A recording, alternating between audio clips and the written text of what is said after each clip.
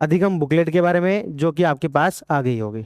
ठीक है, आप अधिगम बुकलेट का पहला पन्ना यदि देखेंगे तो वो आपको इस तरीके का दिखाई देगा।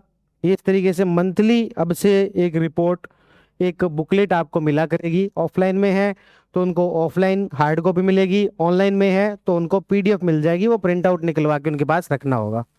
इसमें क्या होगा कि जैसे मई महीने की एक बुकलेट मुझे भी दे दो यदि आपके पास में है तो, या आप में से कोई एक बार मुझे दे दो, आप उसमें से देख लो। तो इसमें क्या होगा कि सबसे पहले इसमें name, batch, contact number, address और मेंटर का नेम, आपके मेंटोर कौन है वो उसमें लिखा जाएगा। मई महीने की है, जब अगला महीना आएगा जून महीने की तो जून महीने की मिल जाएगी। उसके बाद में इसमें क्या होगा, तो इसमें ट्रैकिंग होगी। जैसे पहला पन्ना अंदर खोल के देखेंगे तो इस महीने में आपके 4 टेस्ट यदि हुए तो सीरियल नंबर 1 2 3 4, टेस्ट डेट लिखेंगे, किसका सब्जेक्ट का टेस्ट था और कितने मार्क्स आए।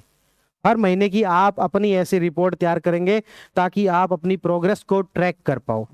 उसके बाद में गूगल मीट सेशन, जो ऑनलाइन वाले हैं उनके साथ में, उनके मेंटोर्स के साथ जो गूगल मीट सेशन होते हैं उनकी क्या समरी है, क्या आउटकम है, वो लिखने के लिए उनको यहाँ पर स्पेस दे दिया। उसके बाद में आप अपनी खुद की मंथली परफॉर्मेंस से कितने सेटिस्फाइड हो और average study time per day आपका कितना आ रहा है।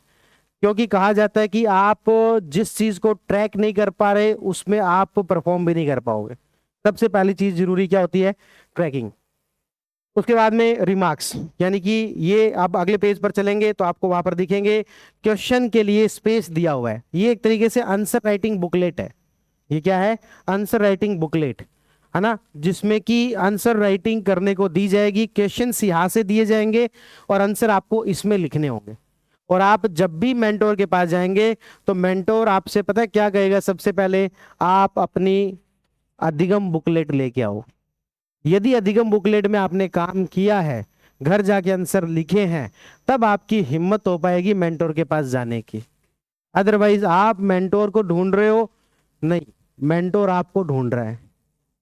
कहाँ है जो पहले दिन यूं बड़े बड़े वादे करके आए थे कि नहीं नहीं हम तो पूरा काम अपना करेंगे करेंगे, तो वो आपकी ट्रैकिंग होना बहुत जरूरी है। तो इस तरीके से आपको चारों टेस्ट डेट, कौन से सब्जेक्ट का था, कितने मार्क्स आए, और फिर यहाँ पर आपको आंसर लिखने के लिए स्पेस दिया हुआ है। हर 2 दिन में एक दिन आपको क्वेश्चन दिए जाएंगे, उसके आंसर लिखने होंगे। ये काम कब शुरू होगा, ऑफलाइन बैच में या जो भी हम नया बैच शुरू करते हैं उसमें पहले 2 महीने हम आंसर राइटिंग नहीं करवाते। पहले 2 महीने हमारा ये मानना है कि पहले 2 महीने उसको सब्जेक्ट्स पढ़ने दो, थोड़ा उसको कंटेंट तैयार होने दो। पहले ही दिन उसको पकड़ा दो तो वो नहीं लिख पाएगा और उसका मोटिवेशन और डाउन हो जाएगा। सारी चीजें फेज्ड वाइज मैनर के अंदर होती है। पहले 2 महीने में 3 4 सब्जेक्ट वो पढ़ता है, सब्जेक्ट को इंटरलिंक करता है। तब तक 2 महीने आप क्या करवाते हो, तो 2 महीने हम पहले उसके ऑब्जेक्टिव टेस्ट लेते हैं। गोले भरने की प्रैक्टिस हमें हमेशा से रही है, उसमें हमें कोई दिक्कत नहीं है। तो पहले 2 महीने हम ऑब्जेक्टिव टेस्ट ही लेते हैं, उसके बाद में हम शुरू करते हैं सब्जेक्टिव वाला। उसके बाद में हम ये शुरू करेंगे जिसमें कि आप डेली इस प्रकार से लिख पाओ और आपके मेंटोर आपसे आपकी परफॉर्मेंस सीधे इसके आधार पर जज करेंगे। आपको आपको कुछ बताने की आवश्यकता नहीं है, सीधे इसके आधार पर जज किया जाएगा कि आप पढ़ाई कर रहे हो या फिर नहीं कर रहे हो। तो जो मैंने आपको कहा था ना डायरी राइटिंग वाला, नकली साइन वाला, यहाँ पर नकली साइन चलेंगे नहीं। आपको भरा हुआ दिखाना ही पड़ेगा। आप अपने दोस्त से भरवा नहीं पाओगे इसको, क्योंकि आता आपके दोस्त को भी कुछ नहीं है ना।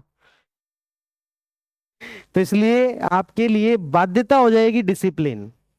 जो हम बात कर रहे थे ना डिसिप्लिन की, तो डिसिप्लिन और कंसिस्टेंसी आपकी बाध्यता हो जाएगी यदि आप सीरियस हो तो। सीरियस नहीं हो, हमें डोनेशन देने आए हो तो एक अलग बात है। डोनेशन दे के उसके बाद में 1 महीने बाद में आप पढ़ाई से डिस्ट्रैक्ट हो जाओ, वो एक अलग बात है। लेकिन आपकी सीरियसनेस कितनी है वो हमें आपसे पूछने की आवश्यकता ही नहीं है, आपकी अधिगम बुकलेट बता देगी और आपकी टेस्ट रिपोर्ट बता देगी। इस प्रकार का हमने एक सिस्टम डेवलप किया है धीरे धीरे। ठीक है,